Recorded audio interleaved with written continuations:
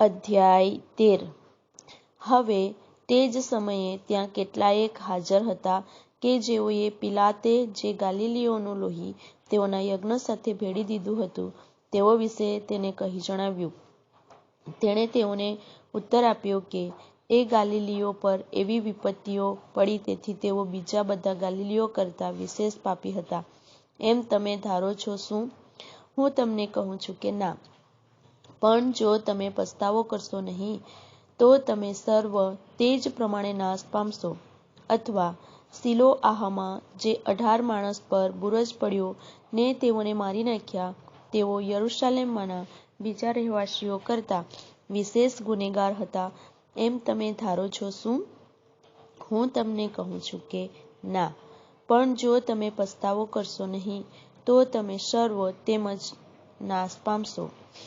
વળી તેણે આ દ્રષ્ટાંત કહ્યું કે કોઈ એક માણસની દ્રાક્ષાવાડીમાં એક અંજરી રોપેલી હતી.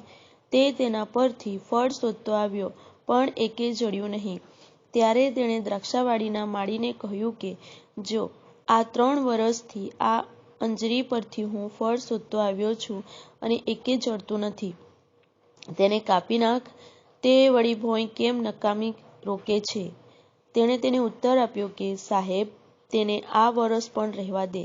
એટલામાં હું તેની આસપાસ ખોદું ને ખાતર નાખું. જો ત્યાર પછી તેને ફળ આવે તો ઠીક, અને નહીં આવે તો તેને કાપી નાખજે. વિશ્રામવારે તે એક સભાસ્થાનમાં બોધ કરતો હતો. જુઓ, જેને 18 વર્ષથી મંદવાડનો આત્મા વળગેલો હતો એવી એક સ્ત્રી ત્યાં હતી. તે કુબડી હતી અને કોઈ પણ રીતે સીધી ઊભી થઈ શકતી નહીં. તેને જોઈને ઈસુએ તેને બોલાવીને કહ્યું કે બાઈ, તારા મંદવાડથી તું છૂટી થઈ છે. તેણે તેના પર હાથ મૂક્યા કે તરત તે ટટાર થઈ અને દેવની સ્તુતિ કરી. વિશ્રામવારે ઈસુએ તેને સાજી કરી. માટે સભાસ્થાનના અધિકારીએ ગુસ્સે થઈને લોકોને કહ્યું કે 6 દહાડા છે કે જેમાં માણસોએ કામ કરવું જોઈએ. એ માટે તે દિવસોએ તમે આવીને સાજા થાઓ, પણ વિશ્રામવારે નહીં. પણ પ્રભુએ તેને ઉત્તર આપ્યો કે ઓ ઢોંગીઓ, તમારામાંનો હરેક પોતપોતાના બળદને તથા ગધેડાને કોઢમાંથી છોડીને વિશ્રામવારે પાવાસારું લઈ જતો નથી શું? આ સ્ત્રી જે ઇબ્રાહીમની દીકરી છે અને જેને શેતાને 18 વર્ષથી બાંધી રાખી હતી, તેને વિશ્રામવારે બંધનમાંથી છોડાવવી જોઈતી નહોતી શું? તેણે એ વાતો કહી ત્યારે તેના બધા સામાવાળા લજવાયા, અને જે બધા મહિમાવંત કામો તેણે કર્યા તેને લીધે બધા લોકો હર્ષ પામ્યા. એ પછી તેણે કહ્યું કે દેવનું રાજ્ય શાના જેવું છે, અને હું તેને શાની ઉપમા આપું? તે રાઈના બી જેવું છે, જેને એક જણે લઈને પોતાની વાડીમાં નાખ્યું. તે વધીને મોટું ઝાડ થયું અને આકાશના પક્ષીઓએ તેની ડાળીઓ પર વાસો કર્યો. વળી તેણે કહ્યું કે હું દેવના રાજ્યને શાની ઉપમા આપું? તે ખમીર જેવું છે. તેને એક સ્ત્રીએ લઈને 3 માપ લોટમાં ઘાલ્યું અને પરિણામે તે બધો ખમીરવાળો થયો. તે યરૂશાલેમ ભણી મુસાફરી કરતા શહેરે શહેર તથા ગામે ગામ બોધ કરતો ગયો. એક જણે તેને પૂછ્યું કે પ્રભુ, તારણ પામનાર થોડા છે શું? તેણે તેઓને કહ્યું કે સાંકડા બારણામાં થઈને પેસવાને યત્ન કરો, કેમ કે હું તમને કહું છું કે ઘણા પેસવા ચાહશે પણ પેસી શકશે નહીં. જ્યારે ઘરધણી ઉઠીને બારણું બંધ કરશે અને તમે બહાર ઊભા રહીને બારણું ઠોકવા માંડશો અને કહેશો કે પ્રભુ, અમારે સારું ઉઘાડ, અને તે તમને ઉત્તર આપશે કે તમે ક્યાંના છો એ હું જાણતો નથી. ત્યારે તમે કહેવા લાગશો કે અમે તારી સમક્ષ ખાધું પીધું હતું અને તે અમારા રસ્તાઓમાં બોધ કર્યો હતો. તે તમને કહેશે કે હું તમને કહું છું કે તમે ક્યાંના છો એ હું જાણતો નથી. રે અન્યાય કરનારા, તમે સર્વ મારી પાસેથી જાઓ. જ્યારે તમે ઇબ્રાહીમને, ઇસહાકને, યાકૂબને તથા બધા પ્રબોધકોને દેવના રાજ્યમાં જોશો અને પોતાને બહાર કાઢી મૂકેલા જોશો, ત્યારે તમે રડશો તથા દાંત પીસશો. તેઓ પૂર્વ તથા પશ્ચિમથી, ઉત્તર તથા દક્ષિણથી આવીને દેવના રાજ્યમાં બેસશે. જુઓ, કેટલાયક જેઓ છેલ્લા છે તેઓ પહેલા થશે, અને કેટલાયક જેઓ પહેલા છે તેઓ છેલ્લા થશે. તે જ ઘડીએ કેટલાયક ફરોશીઓએ તેની પાસે આવીને કહ્યું કે, અહીંથી નીકળી જા, કેમ કે હેરોદ તને મારી નાખવા ચાહે છે. તેઓને તેણે કહ્યું કે, તમે જઈને તે લોકડાને કહો, જુઓ, આજકાલ હું ભૂતોને કાઢું છું અને રોગ મટાડું છું, ને ત્રીજે દહાડે હું સંપૂર્ણ કરાઈશ. તો પણ આજે, કાલે તથા પરમ દહાડે મારે ચાલવું જોઈએ, કેમ કે કોઈ પ્રબોધક યરૂશાલેમની બહાર નાશ પામે એવું બની શકતું નથી. ઓ યરૂશાલેમ, યરૂશાલેમ, પ્રબોધકોને મારી નાખનાર તથા તારી પાસે મોકલેલાઓને પથ્થરે મારનાર, જે મરઘી પોતાના બચ્ચાને પાંખો તળે એકઠા કરે છે, તેમ મેં કેટલી વાર તારા છોકરાને એકઠા કરવાનું ચાહ્યું, પણ તમે ચાહ્યું નહીં. જુઓ, તમારું ઘર તમારે સારું ઉજ્જડ કરી મૂકવામાં આવ્યું છે. હું તમને કહું છું કે તમે કહેશો કે, પ્રભુને નામે જે આવે છે તેને ધન્ય છે, ત્યાં સુધી તમે મને ફરી જોનાર નથી. અધ્યાય 14. ફરોશીઓના અધિકારીઓમાંના એકને ઘેર વિશ્રામવારે તે રોટલી ખાવા ગયો. ત્યારે તેઓ તેના પર તાકી રહ્યા હતા. એક માણસ તેની આગળ હતો, તેને જલંધરનો રોગ થયો હતો. ઈસુએ પંડિતોને તથા ફરોશીઓને પૂછ્યું કે, વિશ્રામવારે સાજું કરવું ઉચિત છે કે નહીં? પણ તેઓ છાના રહ્યા. તેણે તેને ઝાલીને સાજો કર્યો અને તેને જવા દીધો. તેણે તેઓને કહ્યું કે, તમારામાંના કોઈનું ગધેડું અથવા બળદ કૂવામાં પડ્યો હોય તો વિશ્રામવારે તે તેને તરત નહીં કાઢે શું? એ વાતનો પ્રત્યુત્તર તેઓ તેને આપી શક્યા નહીં. નોતરેલાઓ કેવી રીતે મુખ્ય આસનો પસંદ કરતા તે જોઈને તેણે તેઓને એક દ્રષ્ટાંત કહ્યું કે, કોઈ તને લગ્નમાં નોતરે ત્યારે મુખ્ય આસન પર ન બેસ રખેને તારા કરતાં કોઈ માનવંતો માણસ તેણે નોતરેલો હોય, અને જેણે તને તથા તેને નોતર્યા તે આવીને તને કહે કે, એને જગા આપ, ત્યારે તારે લજવાઈને સૌથી નીચી જગાએ બેસવું પડશે. પણ કોઈ તને નોતરે ત્યારે સૌથી નીચી જગાએ જઈને બેસ, કે જેણે તને નોતર્યો તે આવે ત્યારે તે તને કહે કે, મિત્ર, ઉપર આવ, ત્યારે તારી સાથે જમવા બેઠેલા સર્વોની આગળ તને માન મળશે. કેમ કે જે કોઈ પોતાને ઊંચો કરે છે તેને નીચો કરવામાં આવશે, અને જે પોતાને નીચો કરે છે તેને ઊંચો કરવામાં આવશે. જેણે તેને નોતર્યો હતો તેને પણ તેણે કહ્યું કે, જ્યારે તું દિવસનું કે રાતનું ખાણું આપે ત્યારે તારા મિત્રોને, તારા ભાઈઓને, તારા સગાઓને કે શ્રીમંત પડોશીઓને ન બોલાવ, રખેને તેઓ પણ તને પાછા નોતરે અને તને બદલો મળે. પણ જ્યારે તું મિજબાની આપે ત્યારે દરિદ્રીઓને, અપંગોને, લંગડાઓને તથા આંધળાઓને બોલાવ, તેથી તું ધન્ય થશે. કેમ કે તને બદલો આપવાને તેઓની પાસે કંઈ નથી, પણ ન્યાયીઓના પુનરુત્થાનમાં તને બદલો આપવામાં આવશે. એ વાત સાંભળીને તેની સાથે જમવા બેઠેલાઓમાંના એકે તેને કહ્યું કે, દેવના રાજ્યમાં જે રોટલી ખાશે તેને ધન્ય છે. પણ તેણે તેને કહ્યું કે, કોઈ એક માણસે રાતનું મોટું ખાણું કર્યું અને ઘણાને નોતર્યા. વાળું વખતે તેણે પોતાના દાસને નોતરેલાઓને આમંત્રણ કરવા મોકલ્યો કે, ચાલો, હમણાં બધું તૈયાર થયું છે. સર્વે એકે મતે બહાનું કાઢવા લાગ્યા. પહેલાએ તેને કહ્યું કે, મેં ખેતર વેચાતું લીધું છે, તેથી મારે ત્યાં જઈને તે જોવાની અગત્ય છે. હું તને વિનંતી કરું છું કે મને માફ કર. બીજાએ તેને કહ્યું કે, મેં 5 જોડ બળદ વેચાતા લીધા છે, તેઓને પારખવા હું હમણાં જાઉં છું. હું તને વિનંતી કરું છું કે તું મને માફ કર. બીજાએ કહ્યું કે, હું સ્ત્રી પરણ્યો છું, માટે મારાથી અવાશે નહીં. પછી તે દાસે આવીને પોતાના ધણીને એ વાતો કહી. ત્યારે ઘરધણીએ ગુસ્સે થઈને પોતાના દાસને કહ્યું કે, શહેરના રસ્તાઓમાં તથા ગલીઓમાં જલ્દી જઈને દરિદ્રીઓને, અપંગોને, આંધળાઓને તથા લંગડાઓને અહીં તેડી લાવ. તે દાસે કહ્યું કે, સાહેબ, તારા હુકમ પ્રમાણે કરવામાં આવ્યું છે, અને હજી પણ જગા છે. ધણીએ દાસને કહ્યું કે, સડકે તથા પગથિયે જઈને તેઓને આગ્રહ કરીને તેડી લાવ કે મારું ઘર ભરાઈ જાય, કેમ કે હું તમને કહું છું કે પેલા નોતરેલા માણસોમાંનો કોઈ પણ મારું વાળું ચાખશે નહીં. હવે ઘણા લોક તેની સાથે જતા હતા. તેઓને તેણે પાછા ફરીને કહ્યું કે જો કોઈ મારી પાસે આવે અને પોતાના બાપનો, માનો, પત્નીનો, છોકરાનો, ભાઈઓનો તથા બહેનોનો, હા, પોતાના જીવનો પણ દ્વેષ ન કરે તો તે મારો શિષ્ય થઈ શકતો નથી.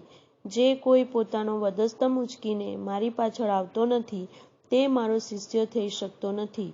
કેમ કે તમારામાં એવો કોણ છે કે જે બુરજ બાંધવા ચાહે પણ પહેલ વહેલા બેસીને ખર્ચ નહીં ગણે કે તે પૂરો કરવા જેટલું મારી પાસે છે કે નહીં?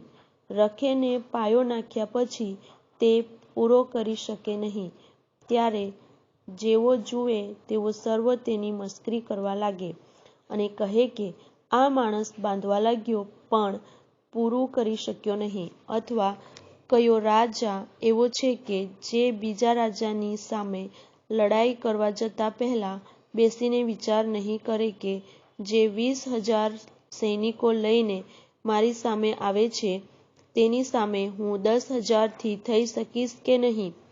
નહીં તો બીજો હજી ઘણે વેગળે છે. એટલામાં તે એલચીઓને મોકલીને સલાહની શરતો વિશે પૂછશે. તે પ્રમાણે તમારામાંનો જે કોઈ પોતાની સર્વ વસ્તુઓનો ત્યાગ કરતો નથી તે મારો શિષ્ય થઈ શકતો નથી. મીઠું તો સારું છે, પરંતુ જો મીઠું પણ સ્વાદ વગરનું થયું હોય તો તે સાથી ખારું કરી શકાશે. ભોંયને વાસ્તે અથવા ખાતરને વાસ્તે પણ તે યોગ્ય નથી, પણ માણસો તેને બહાર નાખી દે છે. જેને સાંભળવાને કાન છે તેણે સાંભળવું. અધ્યાય 15. હવે તેનું સાંભળવા સારું સઘળા દાણીઓ તથા પાપીઓ તેની પાસે આવતા હતા. ફરોશીઓએ તથા શાસ્ત્રીઓએ બંનેએ કચકચ કરીને કહ્યું કે આ માણસ પાપીઓનો અંગીકાર કરે છે અને તેઓની સાથે ખાય છે. તેણે તેઓને આ દ્રષ્ટાંત કહ્યું કે તમારામાં એવું કયું માણસ હોય કે જો તેને 100 ઘેટાં હોય અને તેઓમાંનું એક ખોવાયું હોય તો પેલા 99 ને રાનમાં મૂકીને ખોવાયેલું જડે ત્યાં લગી તે તેની શોધમાં નહીં જાય? અને તે તેને જડે છે ત્યારે હર્ષથી તે તેને પોતાની કાંધ પર ચડાવે છે. તે ઘેર આવીને પોતાના મિત્રોને તથા પડોશીઓને બોલાવે છે અને તેઓને કહે છે કે મારી સાથે આનંદ કરો, કેમ કે મારું ઘેટું ખોવાયું હતું તે મને જડ્યું છે. હું તમને કહું છું કે એ જ રીતે જે 99 ન્યાયીઓને પસ્તાવાની અગત્ય નથી તેઓના કરતાં એક પાપી પસ્તાવો કરે તેને લીધે આકાશમાં આનંદ થશે. અથવા કઈ સ્ત્રી એવી હોય કે જો તેની પાસે 10 અધેલી હોય અને તેઓમાંની એક અધેલી ખોવાઈ જાય તો તે દીવો કરીને ઘર નહીં વાળે અને જડે ત્યાં લગી તેની શોધ સારી પેઠે નહીં કરે? તે તેને જડે ત્યારે તે પોતાની સખીઓ તથા પડોશણોને બોલાવીને કહે છે કે મારી સાથે આનંદ કરો, કેમ કે મારી અધેલી ખોવાઈ ગઈ હતી તે મને જડી છે. હું તમને કહું છું કે તેમજ એક પાપી પસ્તાવો કરે તેને લીધે દેવના દૂતોની સમક્ષ હર્ષ થાય છે. વળી તેણે કહ્યું કે એક માણસને 2 દીકરા હતા. તેઓમાંના નાનાએ બાપને કહ્યું કે બાપા, મિલકતનો મારો જે ભાગ આવે તે મને આપ. તેથી તેણે તેઓને પોતાની પૂંજી વહેંચી આપી. થોડા દહાડા પછી નાનો દીકરો સઘળું એકઠું કરીને દૂર દેશમાં ગયો અને ત્યાં બદફેલીમાં પોતાની સંપત્તિ ઉડાવી નાખી. તેણે બધું ખર્ચી નાખ્યા પછી તે દેશમાં ભારે દુકાળ પડ્યો. તેને તંગી પડવા લાગી. તેથી તે જઈને તે દેશના વતનીઓમાંના એકને ત્યાં રહ્યો. તેણે પોતાના ખેતરમાં ભૂંડો ચારવા સારું તેને મોકલ્યો. જે સિંગો ભૂંડો ખાતા હતા તે સિંગોથી પોતાનું પેટ ભરવાને તેને મન થતું હતું. કોઈ તેને કશું આપતું નહીં. તે સાવચેત થયો ત્યારે તેણે કહ્યું કે મારા બાપના કેટલા બધા મજૂરોને પુષ્કળ રોટલી મળે છે અને હું તો અહીં ભૂખે મરું છું. હું અહીંથી ઉઠીને મારા બાપની પાસે જઈશ અને તેને કહીશ કે બાપા, મેં આકાશ સામે તથા તારી આગળ પાપ કર્યું છે. હવે હું તારો દીકરો કહેવાવાને યોગ્ય નથી રહ્યો. તારા મજૂરોમાંના એકના જેવો મને ગણ. પછી તે ઉઠીને પોતાના બાપની પાસે ગયો, અને તે હજી ઘણે વેગળે હતો એટલામાં તેના બાપે તેને દીઠો, અને તેને દયા આવી, અને દોડીને તેને ભેટ્યો અને તેને ચૂમીઓ કરી. દીકરાએ તેને કહ્યું કે, બાપા, મેં આકાશ સામે તથા તારી આગળ પાપ કર્યું છે. હવે હું તારો દીકરો કહેવાવાને યોગ્ય નથી. પણ બાપે પોતાના ચાકરોને કહ્યું કે, સારામાં સારો જામો જલ્દી કાઢીને એને પહેરાવો, એને હાથે વીંટી ઘાલો, પગમાં જોડા પહેરાવો, અને પાળેલા વાછરડાને લાવીને કાપો, કે આપણે ખાઈને આનંદ કરીએ. કેમ કે આ મારો દીકરો મૂવો હતો, તે પાછો જીવતો થયો છે, તે ખોવાયેલો હતો, પણ પાછો જડ્યો છે. પછી તેઓ આનંદ કરવા લાગ્યા. હવે તેનો વડો દીકરો ખેતરમાં હતો. તે ત્યાંથી આવતા ઘરની નજીક આવી પહોંચ્યો, ત્યારે તેણે ગાયનનો તથા નાચનો અવાજ સાંભળ્યો. તેણે ચાકરોમાંના એકને બોલાવીને પૂછ્યું કે, આ શું છે? તેણે તેને કહ્યું કે, તારો ભાઈ પાછો આવ્યો છે, તેથી તારા બાપે પાળેલા વાછરડાને કપાવ્યો છે, કેમ કે તે તેને સહી સલામત પાછો આવી મળ્યો છે. પણ તે ગુસ્સે થયો અને માહે જવાને રાજી નહોતો. તેથી તેના બાપે બહાર આવીને તેને આજીજી કરી. પણ તેણે બાપને કહ્યું કે, આટલા બધા વર્ષથી હું તારી ચાકરી કરું છું, અને તારી આજ્ઞા મેં કદી ઉથાપી નથી. તો પણ મારા મિત્રોની સાથે ખુશાલી કરવા સારું તે મને લવારું સરખું પણ કદી આપ્યું નથી. પણ આ તારો દીકરો કસબણોની સાથે તારી મિલકત ખાઈ ગયો. તે પાછો આવ્યો ત્યારે તે તેને સારું પાળેલા વાછરડાને કપાવ્યો છે. તેણે તેને કહ્યું કે, દીકરા, તું નિત્ય મારી સાથે છે, અને મારું સગડું તારું જ છે. તને ખુશી થવું તથા હરખાવું ઉચિત હતું. કેમ કે આ તારો ભાઈ મૂવો હતો, અને તે પાછો જીવતો થયો છે, અને ખોવાયેલો હતો, તે પાછો જડ્યો છે. અધ્યાય 16. તેણે શિષ્યોને કહ્યું કે, એક શ્રીમંત માણસ હતો. તેની પાસે એક કારભારી હતો. તેની આગળ તેના ઉપર એવું તહોમત મૂકવામાં આવ્યું કે, તે તમારી મિલકત ઉડાવી દે છે. તેણે તેને બોલાવીને પૂછ્યું કે, તારે વિશે હું જે સાંભળું છું તે શું છે? તારા કારભારનો હિસાબ આપ, કેમ કે હવેથી તું કારભારી રહી શકશે નહીં. કારભારીએ પોતાના મનમાં કહ્યું કે, હું શું કરું? કેમ કે મારો ધણી મારી પાસેથી કારભાર લઈ લે છે. મારામાં ખોદવાની શક્તિ નથી. ભિક્ષા માંગતા હું લજવાઉં છું. તે મને કારભારમાંથી કાઢી મૂકે ત્યારે લોકો પોતાના ઘરોમાં મારો અંગીકાર કરે. માટે મારે શું કરવું તેની મને સૂઝ પડે છે. પછી તેણે પોતાના ધણીના દરેક દેણદારને બોલાવીને તેમાંના પહેલાને કહ્યું કે, મારા ધણીનું તારે કેટલું દેવું છે? તેણે કહ્યું કે, 100 માપ તેલ. તેણે તેને કહ્યું કે, તારું ખાતું લે અને જલ્દી બેસીને 50 લખ. પછી તેણે બીજાને કહ્યું કે, તારે કેટલું દેવું છે? તેણે કહ્યું કે, 100 માપ ઘઉં. તેણે તેને કહ્યું કે, તારું ખાતું લે અને 80 લખ. તેના ધણીએ અન્યાયી કારભારીને વખાણ્યો, કારણ કે તે હોશિયારીથી વર્ત્યો હતો. કેમ કે આ જગતના દીકરાઓ પોતાની પેઢી વિશે અજવાળાના દીકરાઓ કરતાં હોશિયાર હોય છે. હું તમને કહું છું કે, અન્યાયીપણાના દ્રવ્ય વડે પોતાને સારું મિત્ર કરી લો, કે જ્યારે તે થઈ રહે ત્યારે તેઓ સદાકાળના માંડવાઓમાં તમારો અંગીકાર કરે. જે બહુ થોડામાં વિશ્વાસુ છે, તે ઘણામાં પણ વિશ્વાસુ છે, અને જે બહુ થોડામાં અન્યાયી છે, તે ઘણામાં પણ અન્યાયી છે. માટે જો અન્યાયી દ્રવ્ય સંબંધી તમે વિશ્વાસુ થયા ન હો, તો ખરું દ્રવ્ય તમને કોણ સોંપશે? અને જો તમે પરાયા દ્રવ્યમાં વિશ્વાસુ થયા ન હો, તો જે તમારું પોતાનું તે તમને કોણ સોંપશે? કોઈ ચાકર 2 ધણીઓની ચાકરી કરી શકતો નથી.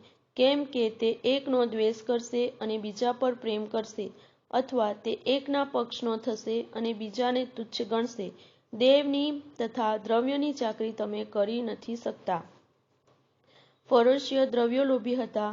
તેઓએ એ સઘળી વાતો સાંભળીને તેના ઠઠ્ઠા કર્યા. તેણે તેઓને કહ્યું કે, તમે પોતાને માણસોની આગળ ન્યાયી દેખાડો છો, પણ દેવ તમારા અંતઃકરણ જાણે છે. કેમ કે માણસોમાં જે ઉત્તમ ગણેલું છે તે દેવની દૃષ્ટિમાં કંટાળારૂપ છે. નિયમશાસ્ત્ર તથા પ્રબોધકો યોહાન લગી હતા. તે વખતથી દેવના રાજ્યની સુવાર્તા પ્રગટ કરવામાં આવે છે અને હરેક માણસ તેમાં બળાત્કારથી પેસે છે. પરંતુ શાસ્ત્રની એક પણ માત્રા રદ થાય તે કરતાં આકાશ તથા પૃથ્વીને જતા રહેવું સહેલ છે. જે કોઈ પોતાની સ્ત્રીને છોડીને બીજીને પરણે છે તે વ્યભિચાર કરે છે, અને વરે છોડેલી સ્ત્રીને જે પરણે છે તે પણ વ્યભિચાર કરે છે. એક શ્રીમંત માણસ હતો. તે કિરમજી રંગના ઝીણા વસ્ત્રો પહેરતો હતો અને નિત્ય દબદબા સહિત મોજ મજા મારતો હતો. લાજરસ નામે એક ભિખારી, જેને આંખે શરીરે ફોલ્લા હતા, તે તેના દરવાજા આગળ પડેલો હતો. શ્રીમંતની મેજ પરથી પડેલા કકડા વડે તે પેટ ભરવા ચાહતો હતો. વળી કૂતરા પણ આવીને તેના ફોલ્લા ચાટતા હતા. તે ભિખારી મરી ગયો ત્યારે દૂતો તેને ઇબ્રાહીમની ગોદમાં લઈ ગયા. શ્રીમંત પણ મરી ગયો અને તેને દાટવામાં આવ્યો. હાદેસમાં પીડા ભોગવતા તેણે પોતાની આંખો ઊંચી કરીને વેગળેથી ઇબ્રાહીમને તથા તેની ગોદમાં બેઠેલા લાજરસને જોયા. તેણે ઘાંટો પાડીને કહ્યું કે, ઇબ્રાહીમ બાપ, મારા પર દયા કરીને લાજરસને મોકલ કે તે પોતાની આંગળીનું ટેરવું પાણીમાં બોળીને મારી જીભને ઠંડી કરે, કેમ કે આ બળતામાં હું વેદના પામું છું. પણ ઇબ્રાહીમે તેને કહ્યું, દીકરા, તારા જીવનમાં તું તારા સારા વાના પામ્યો હતો અને લાજરસ તો ભૂંડા વાના પામ્યો હતો. તે સંભાળ, પણ હમણાં અહીં તો દિલાસો પામે છે અને તું વેદના પામે છે. એ સર્વ ઉપરાંત અમારી તથા તમારી વચમાં એક મોટી ખાઈ આવેલી છે. તેથી જેઓ અહીંથી તમારી પાસે આવવા ચાહે તેઓ આવી ન શકે, અને ત્યાંથી કોઈ અમારી પાસે આ પાર પણ આવી શકે નહીં. તેણે કહ્યું કે, બાપ, હું તને વિનંતી કરું છું કે તેને મારા બાપને ઘેર મોકલ, કેમ કે મારે 5 ભાઈઓ છે કે તે તેઓને શાહીદી આપે, રખેને તેઓ પણ આ પીડાને ઠેકાણે આવી પડે. પણ ઇબ્રાહીમ કહે છે કે તેઓની પાસે મૂસા તથા પ્રબોધકો છે, તેઓનું તેઓ સાંભળે. તેણે કહ્યું કે, ઇબ્રાહીમ બાપ, એમ નહીં, પણ જો કોઈ મુએલામાંથી ઉઠીને તેઓની પાસે જાય તો તેઓ પસ્તાવો કરે. તેણે તેને કહ્યું કે, જો મૂસા તથા પ્રબોધકોનું તેઓ નહીં સાંભળે તો જે મુએલાઓમાંથી કોઈ ઉઠે તો પણ તેઓ માનવાના નથી. અધ્યાય 17. તેણે પોતાના શિષ્યોને કહ્યું કે ઠોકર ખાવાના પ્રસંગ ન આવે એમ બની શકતું નથી, પણ જેનાથી તે આવે છે તેને અફસોસ છે. કોઈ આ નાનાઓમાંના એકને ઠોકર ખવાડે એ કરતાં તેની કોટે ઘંટીનું પડિયું બાંધીને તેને સમુદ્રમાં નાખવામાં આવે તે તેને માટે સારું છે. સાવચેત રહો. જો તારો ભાઈ અપરાધ કરે તો તેને ઠપકો દે, અને જો તે પસ્તાવો કરે તો તેને માફ કર. જો તે એક દહાડામાં 7 વાર તારો અપરાધ કરે અને 7 વાર તારી તરફ ફરીને કહે કે હું પસ્તાવું છું, તો તેને માફ કર. પ્રેરિતોએ પ્રભુને કહ્યું કે અમારો વિશ્વાસ વધાર. પ્રભુએ કહ્યું કે જો તમને રાઈના દાણા જેટલો વિશ્વાસ હોત તો તમે આ ગુલર ઝાડને કહેત કે તું ઉખડીને સમુદ્રમાં રોપાઈ જા, તો તે તમારું માનત. પણ તમારામાંનો એવો કોણ છે કે જેનો ચાકર ખેડતો અથવા ચારતો હોય, તે ચાકર જ્યારે ખેતરમાંથી આવે ત્યારે તેને કહે કે આવીને તરત જમવા બેસ? એથી ઉલટું, શું તે તેને એમ નહીં કહેશે કે મારું વાળું સિદ્ધ કર, અને હું ખાઈ પી રહું ત્યાં સુધી કમર બાંધીને મારી સેવા કર, અને પછી તું ખાજે પીજે? તે દાસે તેની આજ્ઞા પાળી માટે તે તેનો આભાર માને છે શું? તેમ જે આજ્ઞાઓ તમને આપેલી છે તે સર્વ પાળ્યા પછી તમારે પણ એમ કહેવું કે અમે નકામા ચાકરો છીએ, કેમ કે જે કરવાની અમારી ફરજ હતી તે જ અમે કર્યું છે. યરૂશાલેમ જતા તે શમરૂન તથા ગાલિલમાં થઈને જતો હતો. એક ગામમાં તે પેઠો એટલે 10 રક્તપીતીઓ તેને સામા મળ્યા. તેઓએ વેગળા ઊભા રહીને ઘાંટો પાડીને કહ્યું કે હે સ્વામી, અમારા પર દયા કર. તેઓને જોઈને તેણે કહ્યું કે જાઓ, તમે તમારા શરીરને યાજકોને દેખાડો. તેઓને રસ્તે ચાલતા ચાલતા શુદ્ધ કરવામાં આવ્યા. તેઓમાંનો એક પોતે સાજો થયો છે એ જોઈને મોટે ઘાટે દેવની સ્તુતિ કરતો પાછો ફર્યો. તેણે સાષ્ટાંગ દંડવત પ્રણામ કરીને તેનો આભાર માન્યો. તે શમૃની હતો. ઈસુએ તેને પૂછ્યું કે શું 10 જણને શુદ્ધ કરવામાં આવ્યા નહોતા? બીજા 9 ક્યાં છે? દેવનો મહિમા પ્રગટ કરવાને પાછો ફરે એવો આ પરદેશી વિના કોઈ મળ્યો નહીં શું? તેણે તેને કહ્યું કે ઉઠીને ચાલ્યો જા, તારા વિશ્વાસે તને બચાવ્યો છે. ફરોશીઓએ તેને પૂછ્યું કે દેવનું રાજ્ય ક્યારે આવશે? ત્યારે તેણે તેઓને ઉત્તર આપ્યો કે દેવનું રાજ્ય દ્રશ્ય રીતે નથી આવતું, અને એમ નહીં કહેવામાં આવે કે જુઓ આ રહ્યું કે પેલું રહ્યું, કેમ કે દેવનું રાજ્ય તમારામાં છે. તેણે શિષ્યોને કહ્યું કે એવા દહાડા આવશે કે જ્યારે માણસના દીકરાના દિવસોમાંના એકને તમે જોવા ચાહશો, પણ તમે જોશો નહીં. તેઓ તમને કહેશે કે જુઓ પેલો રહ્યો, જુઓ આ રહ્યો, તમે જતા ના અને એમની પાછળ ચાલતા ના.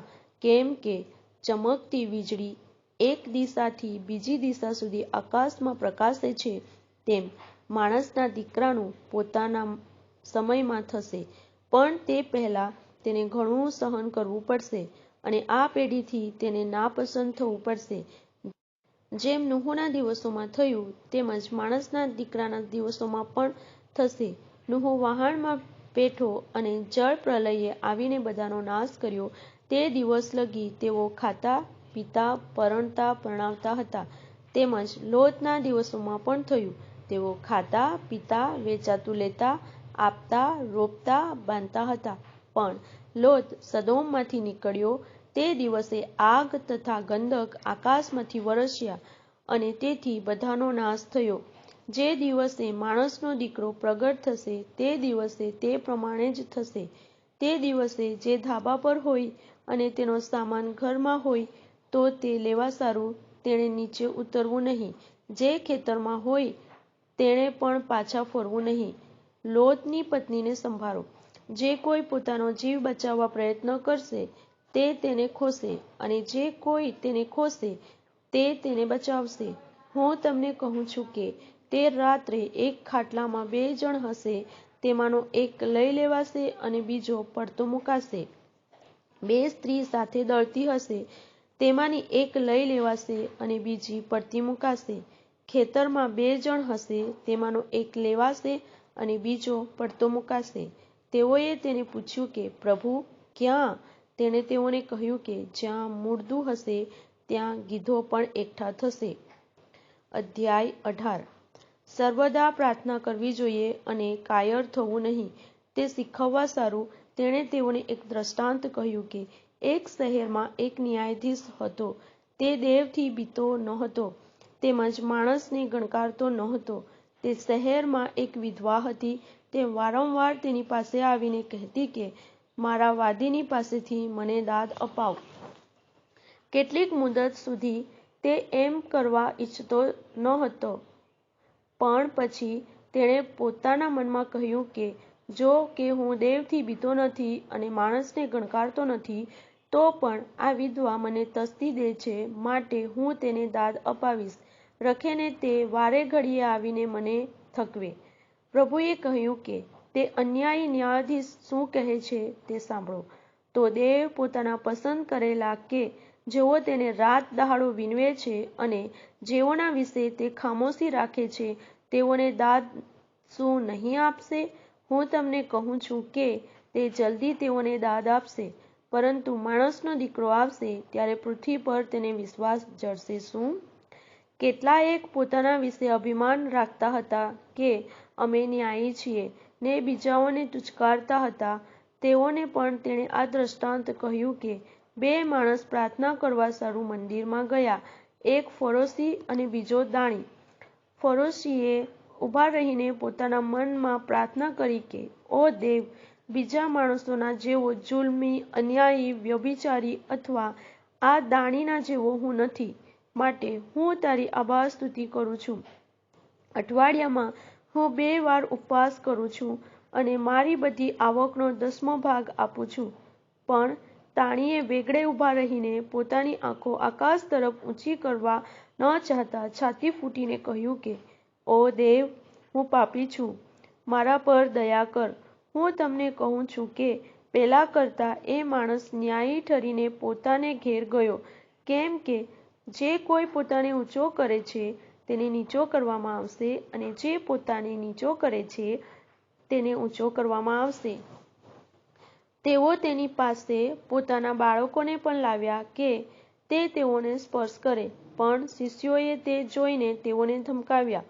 પરંતુ ઈસુએ તેઓને પાસે બોલાવીને કહ્યું કે બાળકોને મારી પાસે આવવા દો, તેઓને વારોમાં, કેમ કે દેવનું રાજ્ય એવાઓનું છે. હું તમને ખચિત કહું છું કે જે કોઈ દેવનું રાજ્ય બાળકની પેઠે નહીં સ્વીકારે તે તેમાં નહીં જ પેસશે. એક અધિકારીએ તેને પૂછ્યું કે, ઉત્તમ ઉપદેશક, અનંત જીવનનો વારસો પામવાને હું શું કરું? ઈસુએ તેને કહ્યું કે તું મને ઉત્તમ કેમ કહે છે? એક એટલે દેવ વિના ઉત્તમ કોઈ નથી. તું આજ્ઞાઓ જાણે છે કે વ્યભિચાર ન કર, હત્યા ન કર, ચોરી ન કર, જૂઠી શાહિદી ન પૂર, પોતાના મા બાપને માન આપ. તેણે કહ્યું કે એ બધું તો હું મારા નાનપણથી પાળતો આવ્યો છું. એ સાંભળીને ઈસુએ તેને કહ્યું કે તું હજી એક વાત સંબંધી અધૂરો છે. તારું જે છે તે બધું વેચી નાખીને તે દરિદ્રોને આપી દે, અને આકાશમાં તને દ્રવ્યો મળશે, અને પછી મારી પાછળ ચાલ. પણ એ સાંભળીને તે બહુ ઉદાસ થયો, કેમ કે તે બહુ શ્રીમંત હતો. ઈસુએ તેના પર જોઈને કહ્યું કે જેઓની પાસે સંપત્તિ છે તેઓને દેવના રાજ્યમાં પેસવું કેવું અઘરું છે. કેમ કે શ્રીમંતને દેવના રાજ્યમાં પેસવું તે કરતાં ઊંટને સોયના નાકામાં થઈને જવું સહેલ છે. એ વાત સાંભળનારાઓએ પૂછ્યું કે તો કોણ તારણ પામી શકે? પણ તેણે કહ્યું કે માણસોને જે અશક્ય છે તે દેવને શક્ય છે. પિતરે કહ્યું કે જુઓ, અમે પોતાનું બધું મૂકીને તારી પાછળ આવ્યા છીએ. તેણે તેઓને કહ્યું કે હું તમને ખચિત કહું છું કે જે કોઈએ ઘરને, પત્નીને, ભાઈઓને, મા બાપને કે છોકરાને દેવના રાજ્યને લીધે મૂક્યા હશે તે આ કાળમાં બહુ ગણું તથા આવનાર યુગમાં અનંત જીવન પામ્યા વિના રહેશે નહીં. તેણે બારેને પાસે બોલાવીને તેઓને કહ્યું કે જુઓ, આપણે યરૂશાલેમ જઈએ છીએ, અને માણસના દીકરા સંબંધી પ્રબોધકોએ જે લખેલું છે તે સર્વ પૂરું કરવામાં આવશે. કેમ કે તે વિદેશીઓને સ્વાધીન કરાશે, તેના ઠઠ્ઠા તથા અપમાન કરાશે, અને તેના પર તેઓ થૂંકશે. વળી કોરડા મારીને તેઓ તેને મારી નાખશે, અને ત્રીજે દહાડે તે પાછો ઉઠશે. પણ એમાંનું કંઈ પણ તેઓના સમજવામાં આવ્યું નહીં. આ વાત તેઓથી ગુપ્ત રહી, અને જે કહેવામાં આવ્યું તે તેઓ સમજ્યા નહીં. તે યરીખો પાસે આવતો હતો ત્યારે માર્ગની કોરે ભીખ માંગતો એક આંધળો બેઠેલો હતો. ઘણા લોકોને પાસે થઈને જતા સાંભળીને તેણે પૂછ્યું કે આ શું હશે? તેઓએ તેને કહ્યું કે ઈસુ નાઝારી પાસે થઈને જાય છે. તેણે બૂમ પાડીને કહ્યું કે ઓ ઈસુ, દાઉદના દીકરા, મારા પર દયા કર. જેઓ આગળ જતા હતા તેઓએ તેને ધમકાવ્યું કે છાનો રહે. પણ તેણે વિશેષ ઘાંટો પાડીને કહ્યું કે દાઉદના દીકરા, મારા પર દયા કર. ઈસુએ ઊભા રહીને તેને પોતાની પાસે લાવવાનો હુકમ કર્યો, અને તે પાસે આવ્યો. ત્યારે તેણે તેને પૂછ્યું કે હું તારે વાસ્તે શું કરું? તારી શી ઈચ્છા છે? તેણે કહ્યું કે પ્રભુ, હું દેખતો થાઉં. ઈસુએ તેને કહ્યું કે તું દેખતો થા, તારા વિશ્વાસે તને બચાવ્યો છે. તરત તે દેખતો થયો, અને દેવનો મહિમા પ્રગટ કરતો તે તેની પાછળ ચાલ્યો. તે જોઈને બધા લોકોએ દેવની આભાર સ્તુતિ કરી. અધ્યાય 19. તે યરીખોમાં થઈને જતો હતો. ઝાક્કી નામે એક પુરુષ હતો. તે મુખ્ય દાણી હતો અને શ્રીમંત હતો. તેણે ઈસુને જોવા કોશિશ કરી કે તે કોણ છે, પણ ભીડને લીધે તે તેને જોઈ શક્યો નહીં, કેમ કે તે ઠીંગણો હતો. તેથી આગળ દોડી જઈને તે તેને જોવા સારું એક ગુલર ઝાડ પર ચડ્યો, કેમ કે તે જ રસ્તે થઈને તે જવાનો હતો. તે જગ્યાએ આવીને ઈસુએ ઊંચે જોઈને તેને કહ્યું કે, ઝાખી, તું જલ્દી ઉતરી આવ, કેમ કે આજ મારે તારે ઘેર ઉતરવાનું છે. તે જલ્દી ઉતરી આવ્યો અને તેણે આનંદથી તેનો આવકાર કર્યો. તે જોઈને સઘળાએ કચકચ કરીને કહ્યું કે એક પાપી માણસને ત્યાં તે પરોણો રહેવા ગયો છે. ઝાખીએ ઊભા રહીને પ્રભુને કહ્યું કે, પ્રભુ, હું મારી સંપત્તિનો અડધો ભાગ દરિદ્રીઓને આપું છું. જે અન્યાયથી મેં કોઈનું કંઈ પડાવી લીધું હોય તો હું તેને 4 ગણું પાછું આપીશ. ઈસુએ તેને કહ્યું કે, આજ આ ઘેર તારણ આવ્યું છે, કારણ કે તે પણ ઇબ્રાહીમનો દીકરો છે. કેમ કે ખોવાયેલું શોધવા તથા તારવા સારું માણસનો દીકરો આવ્યો છે. તેઓ આ વાતો સાંભળતા હતા ત્યારે તેણે એક દ્રષ્ટાંત પણ કહ્યું, કેમ કે તે યરૂશાલેમ પાસે આવ્યો હતો અને તેઓ એમ ધારતા હતા કે દેવનું રાજ્ય હમણાં જ પ્રગટ થશે. માટે તેણે કહ્યું કે એક કુલીન માણસ પોતાને સારું રાજ્ય મેળવીને પાછા આવવાનો ઈરાદો રાખીને દૂર દેશ ગયો. તેણે પોતાના 10 ચાકરોને બોલાવીને તેઓને 10 મોહર આપીને કહ્યું કે હું આવું ત્યાં લગી તેનો વહીવટ કરો. પણ તેના શહેરના માણસો તેના પર દ્વેષ રાખતા હતા અને તેની પાછળ એલચીઓને મોકલીને કહેવડાવ્યું કે એ માણસ અમારા પર રાજ કરે એવું અમે ચાહતા નથી.